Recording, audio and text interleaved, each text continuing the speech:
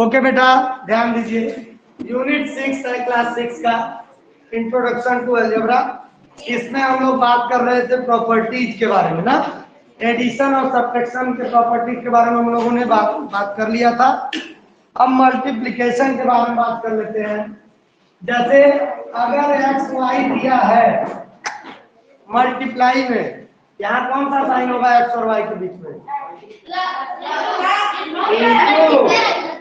X और Y के बीच into यानी मल्टीप्लाई का साइन होगा, तो इसको हम वाई एक्स भी लिख सकते हैं, इससे कोई फर्क नहीं पड़ेगा रिजल्ट पर, सही है। जबकि प्लस में भी हम ऐसे कर लेते थे x plus y equal to y plus x, लेकिन माइनस में नहीं कर सकते थे, गलत हो जाएगा।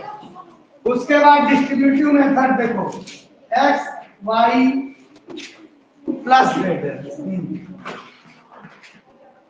क्यों नहीं सुन रहे हैं, ध्यान दीजिए। अब एक्स और इस ब्रैकेट के बीच कौन सा साइन होगा?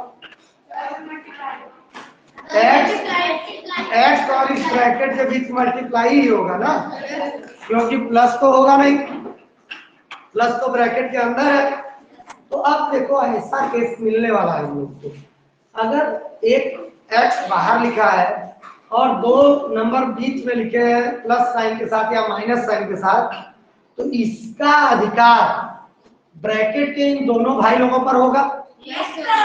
सही बात, यानी इस एक्स का मल्टीप्लाई इसमें भी करना होगा और इसमें भी करना होगा।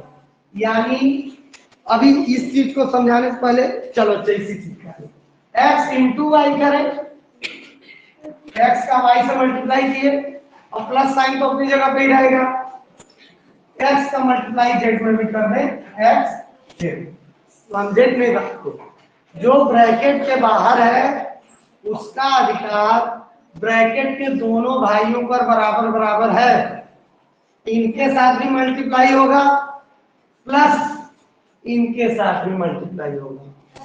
क्लियर है ये? हाँ बोलिए। ब्रैकेट में तीन भी हो सकते हैं, जैसे अगर मान लीजिए यहाँ होता है a plus b plus c, तो तीनों पर बराबर बराबर अधिकार होता है, a x plus b x plus c x, तीनों में बटेंगे। सर अब ये जो आपका आंसर है x y plus x z, तो सर ये तो प्लस होगा नहीं क्योंकि अलाइन टर्म्स है। नहीं तो जैसे ऐसे नहीं ऐड होंगे, क्योंकि इसमें एक्स वाई है, इसमें एक्स जेड है, ऐड कैसे होंगे? इनके नंबर अगर आएंगे, अगर डिजिट रहेगा तो ऐड करेंगे। अब सुनो, ये हम लोग जानते हैं कि 1 से किसी भी नंबर में मल्टीप्लाई कीजिए रिजल्ट वही आता है सेम, तो x इंटू 1 अगर करेंगे तो x ही आएगा। अगर 0 से किसी नंबर में मल्टीप्लाई करेंगे तो रिजल्ट 0 आएगा, x इंटू 0 करेंगे तो 0 ही रिजल्ट आएगा। 1 से करेंगे तो सेम नंबर आ जाएगा, 0 से मल्टीप्लाई मतलब 0 एक ऐसा जादुई नंबर है कि 0 से किसी भी नंबर को मल्टीप्लाई कर दो वो 0 हो जाता है। 0 से बड़ी करते हैं सारे के सारे नंबर, दोस्त है तब तो भाई 10, 100, 1000, लाख बड़े से बड़ा वैल्यू बना देगा। अगर दुश्मनी किए ना तो मल्टीप्लाई कर देगा, खेल खत्म, 0। अगर सर 10 लाख का तो 0 से आएगा। हाँ सुनिए, डिवीजन का केस भी देख लेते हैं कि अगर किसी नंबर को उसी नंबर से डिवाइड करेंगे तो रिजल्ट हमेशा क्या आता है? 1। और 0 को अगर किसी नंबर से डिवाइड करेंगे तो 0। अगर 0 को डिवाइड करेंगे किसी भी x से y से z से तो आंसर 0 ही आएगा। और अगर इस नंबर को 1 से डिवाइड करें तो क्या आएगा? वही नंबर आ जाएगा। ये सब हम लोग ऐसा है, ये सारी चीजें हम लोग मल्टीप्लिकेशन में डिवीजन में सीख चुके हैं, लेकिन चूंकि अब बात अलजेब्रा की हो रही है, यहाँ x y z ये सब मिलेगा, तो ये सब मिलेगा तो थोड़ा कंफ्यूज हो जाएंगे, आती हुई चीज भी हो सकता है ध्यान ना आए, तो इसलिए थोड़ा सा रिकॉल करा दिए।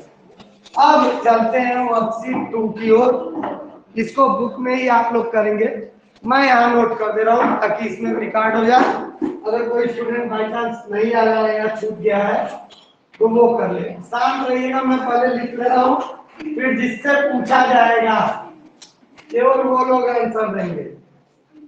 ठीक है बेटा? और इस दौरान शांत रहेंगे बिल्कुल।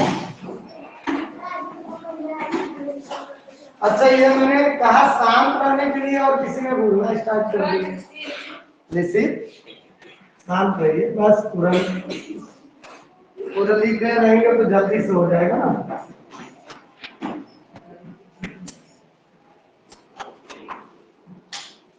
px into 2i equal to 2i into i करना चाहे तो आप कर सकते हैं। 2p divided by 1 equal to, book में तो करना ही करना है, कॉपी में अगर आप लिखना चाहें मेरे साथ साथ कर सकते हैं। चलिए नयन कहाँ है बताइए। इधर टू लेफ्ट और राइट तो याद है ना? इक्वल के इस साइड लेफ्ट हैंड की तरफ लेफ्ट हैंड साइड, इधर राइट हैंड साइड। तो जो लेफ्ट में होगा वही राइट में होना चाहिए, तभी तो इक्वल होगा। सही है? रिसर्च चाहिए, हैंड रेज नहीं करना है, जिससे पूछ रहा हूं उनको बताना। 2x प्लस वाई है तो राइट साइड 2x तो है, बचा क्या? y plus 2x। Very good. चलिए आप बताइए बेटा लास्ट चीज। यस, यहाँ पे 4a plus dash plus 2c equal to 5b। ये कुछ गलत मैंने लिख दिया है क्या? हाँ सही है, 5b plus dash plus 4a। तो आप देखना ये होगा, मैंने कहा कि हैंड रेज नहीं करना है, जिससे पूछा जा रहा है उनको बता दीजिए। तो लेफ्ट और राइट साइड दोनों तरफ सेम नंबर्स होने चाहिए, सेम डिजिट्स होने चाहिए, सेम लेटर्स होने चाहिए।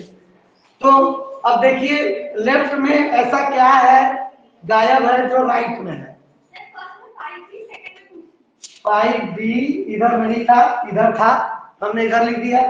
इधर 2c नहीं है, इधर है, इधर 2c। ऐसे पहचान कर हम कर देंगे। सही, बैठ जाइए, बहुत अच्छे, वेरी गुड। चलिए भाई आप बताइए बेटा, अपूर्व के बगल में। हाँ सुनिए, 5y माइनस 0। अभी हम लोगों ने सीखा था कि किसी नंबर में से अगर 0 माइनस करे तो क्या रिजल्ट आता है? सेम, यानी 5y। Very good. चलिए बैठ जाइए, अपूर्व आपकी बारी है। 3x इंटू 2y है तो इधर भी वही होना चाहिए सेम, और मल्टीप्लाई में तो इधर उधर कर सकते हैं। तो यहाँ क्या लिखे? 3x। Very good. आप बताइए बेटा संस्कार के बगल में, किसी नंबर को अगर 1 से डिवाइड करें तो रिजल्ट क्या आता है? सेम, यहाँ क्या लिख दें?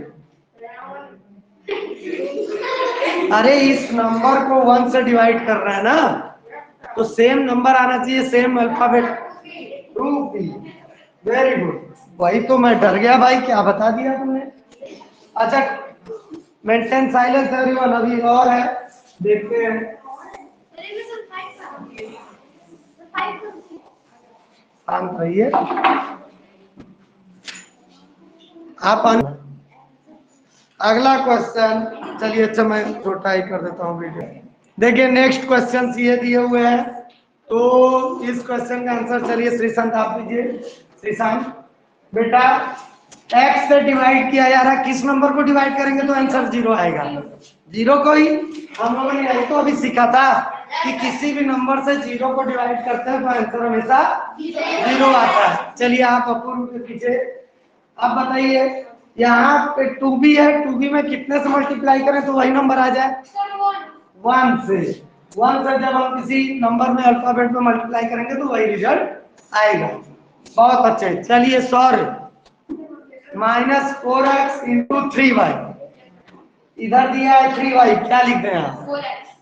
4x लिख दो, -4x ना। ठीक, बहुत अच्छे। चलिए आप बेटा, हाँ x इंटू इन ब्रैकेट है 2y प्लस जेड, अभी सीखे थे मल्टीप्लाई का प्रॉपर्टी। तो x इंटू यहाँ क्या लिखते? क्या कर रहे हो संस्कार, रुक जाओ, तुमसे पूछ रहे। 2y plus x into Z, अलग अलग मल्टीप्लाई हो जाएगा ना। ठीक, चलिए संस्कार 3p प्लस 2q ब्रैकेट में है प्लस r 2q r। कोई बुक क्यों देख रहे हो? ये तो कॉमन क्वेश्चन है, ये तो बहुत आसान है। अरे भाई सबके बीच में प्लस लगा है, तो चाहे हम इनको ब्रैकेट में करें चाहे इनको ब्रैकेट में करें, चाहे r प्लस 3p को ब्रैकेट में कर दे, सेम सिचुएशन होगी, क्योंकि तीनों प्लस है, आंसर हमेशा सेम आएगा। चलिए अब नेक्स्ट क्या है भाई, algebraic expression power of lateral number. अरे बाप रे, लेटरल नंबर्स के क्या पावर है, चलिए देखते हैं उनका पावर करके देखते हैं कि कितना आता है। देखिए बेटा, power of A lateral number की बात कर रहे हैं हम लोग। लेटरल नंबर का पावर सिंपल, जैसे कोई नंबर हम लोग सीखे नहीं थे पावर में लिखना, अगर लिखा x into x into x, तो इसको हम x की पावर 3 लिख सकते हैं, ठीक। इसी तरह अगर दिया होता मान लो 2x की पावर 5, तो 2 इंटू जितने पावर है उतनी बार x का मल्टीप्लाई कर दीजिए। 2x ब्रैकेट में रहता तो 2x into 2x into 2x ऐसे 5 ब्रैकेट बता सही है। लेकिन अगर ये इस तरह था 2x के पावर 5, 2x के पावर 5 यानी 2 के पावर भी 5 होगा, x के पावर 5 होगा, तो इसको 5 times 2x into 2x into 2x into 5 बार देखिए मल्टीप्लाई किए। दोनों में डिफरेंस को समझो। हाँ चल रहा है बेटा, इसको इरेज कर देना। देखिए इसको बेसिक डिफरेंस को समझिए बहुत अच्छे से।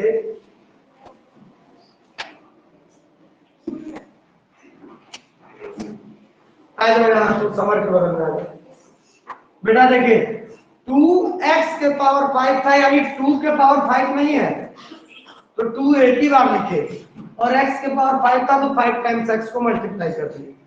लेकिन इस केस में 2x ब्रैकेट में है, यानी दोनों पर पावर 5 है, तो पूरे का मल्टीप्लाई करेंगे हम लोग, ठीक है। अब देखिए वेरिएबल और कांस्टेंट को समझाया है इसमें, थोड़ा समझ लीजिए। वेरिएबल और कांस्टेंट क्या होता है?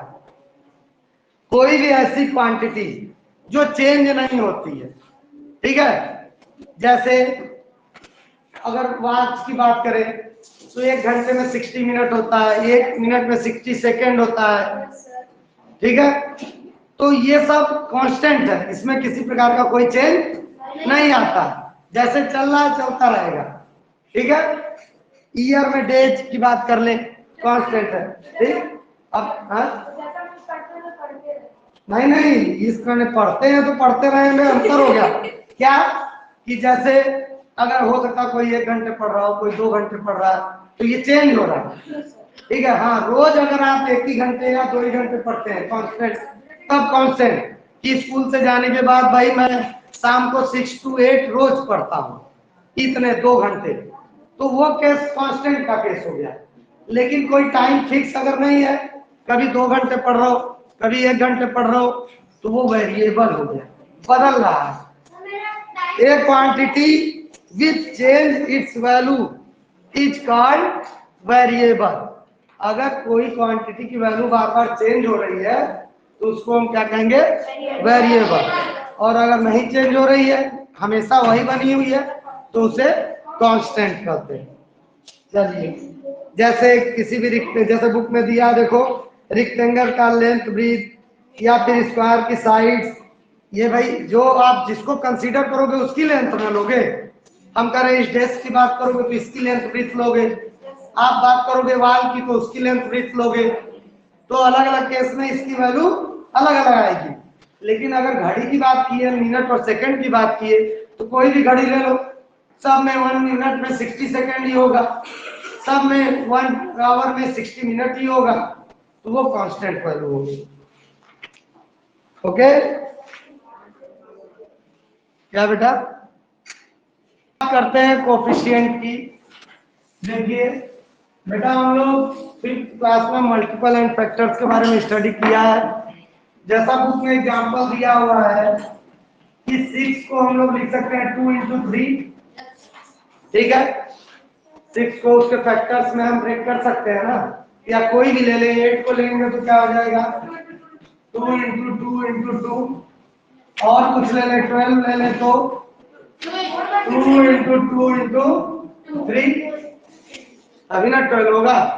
तो इस तरह से जब फैक्टर्स में हम ब्रेक कर देते हैं तो ये देखिए, इसको हम बोलते हैं 2 इज द कोफिशिएंट ऑफ अरे, ठीक। इसको एक्स वाई के फॉर्म में भी समझ लेते हैं। एक्स वाई को हम लिख सकते हैं एक्स इंटू वाई, सही है। अब भाई इसमें तो हमको पता ही नहीं है नंबर, इसमें तो इसी तरह से ब्रेक करेंगे ना, प्रोडक्ट और फैक्टर्स के फॉर्म में। तो देखिए इसको किस तरह समझा रहा है, x is said to be the coefficient of y। जो x है y का कोफिशिएंट है और y जो है x का कोफिशिएंट है, ठीक। आगे जैसे भी हमको मिलेगा, अगर कोफिशिएंट निकालने के लिए आता है तो हम लोग इस तरह से, जैसे ये एक एग्जांपल और दिया हुआ है 3abc, तो अब जिसको छोड़ेंगे भाई सब के सब मल्टीप्लाई में ही है ना, तो अगर हम कहें 3bc is the coefficient of a, सही होगा। अगर हम 3ba is the coefficient of c, जो गायब है उसका कोफिशिएंट कह सकते हैं, और 3 कौन सा बच गया ab is the coefficient of c कहेंगे। तो द कोफिशिएंट क्या बेटा, कौन सा छोड़ दिया, अच्छा यहाँ पे क्या छूट गया, ac होना चाहिए। Is the coefficient of b, b का कोफिशिएंट। तो the coefficient of x in x is, रुक जाओ, ये तो सेम ही चीज है, कोई दिक्कत नहीं। चलो क्वेश्चन अब सॉल्व करेंगे तब ज्यादा क्लियर होगा चीजें। वर्कशीट 3 पर आते हैं।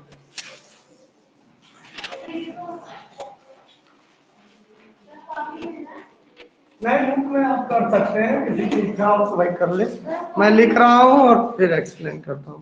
चलिए, right the exponential form, power के फॉर्म में हमको लिखना है, ठीक है। अब y को 9 टाइम्स मल्टीप्लाई किया गया है, ये इस बेटा आपके, यस, y को 9 टाइम्स मल्टीप्लाई किया गया है, तो पावर के रूप में क्या लिख सकते हैं, y के पावर 9, सही है ना, यही तो सीखे थे हम लोग।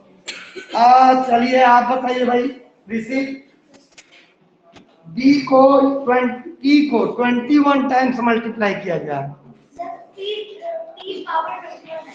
t के पावर 21, ठीक। c, अब c में दिया है 1/2 into a into b into b into c. अच्छा बताइए क्रिस, क्या आंसर आएगा, 1, रुकिए जाइए, हाँ बताओ बेटा इसका आंसर 1/2 a b स्क्वायर ना, क्योंकि 2 बार b है, तो जो जितनी बार होगा उतना पावर हम कर देंगे, a b स्क्वायर c। अगला है, चलिए भाई आप बताइए, yes you 3 times a multiply किया गया है into 2 times b into c, ये है। बताइए इसका, कोई और नहीं बताएगा, सबको आना चाहिए। 2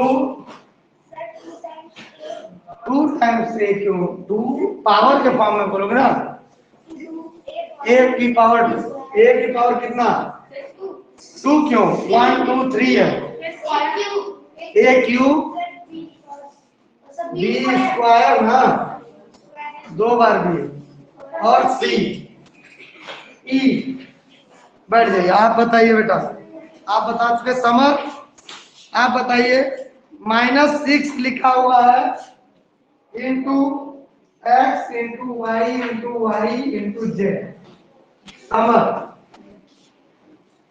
तो -6 तो ऐसे ही लिख दे, ठीक। कितने x है, कितना x दिख रहा है, एक x है ना, वो x भी हो गया, y कितने है, तो क्या करें, y के पावर 2 लिखें, y स्क्वायर और z, ये आंसर होगा, ठीक है। f, चलिए भाई गर्ल्स, सर वो आप पूछ रहे किसी और से तो वो मत बताइए संस्कार, सबसे पूछने दीजिए। आप बताइए बेटा, -z 4 टाइम्स मल्टीप्लाई किया गया है, जिससे पूछा जाए वही बताएंगे, बताओ। अगर केवल z 4 टाइम मल्टीप्लाई किया गया होगा तो के पावर -z के पावर 4 ऐसे ब्रैकेट में ना, इसमें एक्सपोनेंट क्या हुआ? एक्सपोनेंट वो पावर कोई एक्सपोनेंट का, ठीक है। अच्छा नीचे वाले को तो बेस बोलते हैं, ये बेस कहा जाता है, और ये जो पावर है इसको एक्सपोनेंट। बोलिए, आप बोलेंगे, चलिए। -a को 17 टाइम्स लिखा गया है, -a को 17 टाइम्स मल्टीप्लाई किया गया है,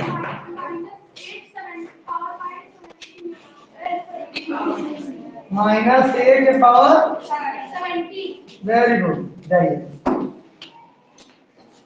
अब 3x को 5 टाइम्स मल्टीप्लाई किया गया है, आप बताइए बेटा, यस, 3x को 3x के पावर 5, सही है। अब चलिए आप लोग अपनी कॉपी में देखते हैं कौन तेज करता है, मैं तेज करता हूं कि आप लोग।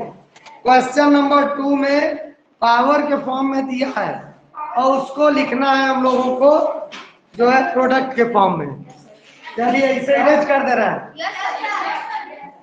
चलिए रेस है, स्टार्ट है, हम भी करने जा रहे हैं। रुको 1 मिनट, ठीक, स्टार्ट। क्वेश्चन 2, y के पावर 5 है, अपना अपना काम करिए, जहां मैं गलत करूंगा मुझे बताइए भाई।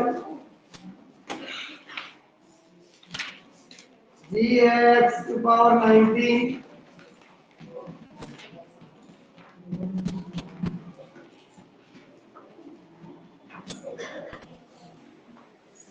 और अपना मैच कराते चलिएगा,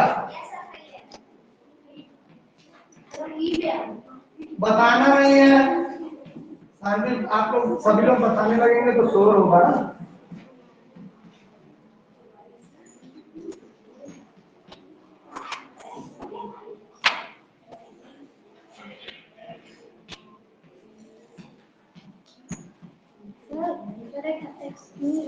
क्या कुछ गलती हो गई?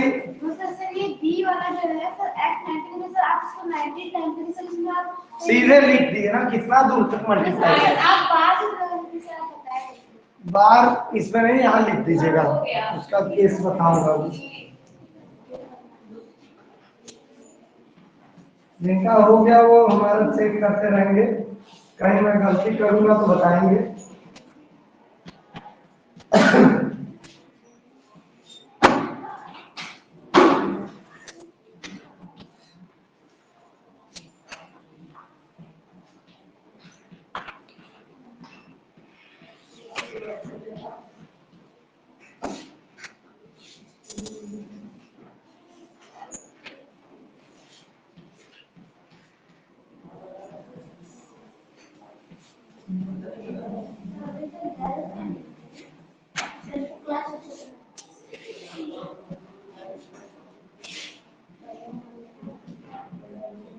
आ रहा हूं मैं चेक करने, कुछ लोग केवल बातें ही कर रहे हैं। -7 e³ दिया हुआ है, तो -7 into p into Q into Q into r into देख लीजिए सभी लोग इतना किए हैं। मेरा भी हो गया। कोफिशिएंट का मतलब हो गया ना बेटा, जैसे जब इसमें हम बात करेंगे तो वो कांस्टेंट वाली बात, कोफिशिएंट यानी उसके साथ कौन सा कांस्टेंट नंबर लगा है। अभी अगला क्वेश्चन हम बात करेंगे। चलिए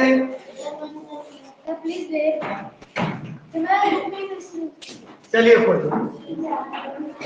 करिए करिए जल्दी से। अगला क्वेश्चन नंबर ये साथ क्वेश्चन नंबर 3 देखो क्या है। Right the product form of 3x के पावर क्यूब 3x होल के पावर क्यूब यानी 3 और 3x क्यूब, क्या इन दोनों का प्रोडक्ट इक्वल है? चालू करके देखते हैं। ऊपर का ये हो गया ना, शांत रहिए अभी। क्वेश्चन नंबर 3 तो प्रोडक्ट निकाल लेते हैं 3x के पावर 3, इसको 3x into 3x into 3x।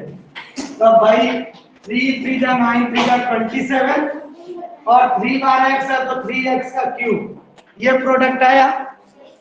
और इसका क्या आ रहा है 3x के पावर क्यूब, तो कोई फर्क ही नहीं पड़ा 3 into x into x into x, तो ये दोनों सेम तो होंगे नहीं, तो हम लिख देंगे हेंस 3x के power cube is not equal to 3x cube. जो एग्जांपल दिए थे उसी तरह का क्वेश्चन है, ऊपर जो एग्जांपल बात हो रही थी ध्यान देना है, उस तरह का है। बहुत कुछ बदल सकता है, अभी हम लोग किए भी थे और यहाँ पर भी देख लिए।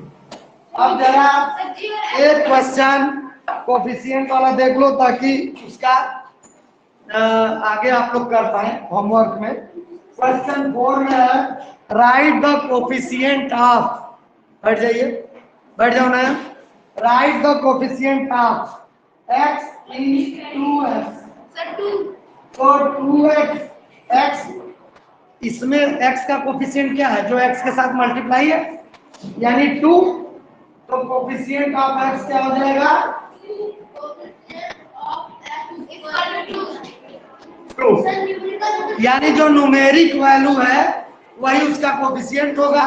लेकिन अगर माइनस लगा है तो वैल्यू तो हमको न्यूमेरिक वैल्यू ही लेनी है ना, ठीक है, हमको न्यूमेरिक वैल्यू लेनी जी, उसके साइन के साथ। अगर माइनस है, जैसे एक क्वेश्चन देख लो, ये वाला देखो बी वाला देखो, a माइनस साइन a, तो कोफिशिएंट ऑफ a CIENT होता है ना, coefficient of a is equal to -9, ठीक है, समझे? तो ये आप लोग का होमवर्क रहेगा क्वेश्चन 4। हाँ जाइए, सारे क्वेश्चन दिए हुए हैं, नहीं 4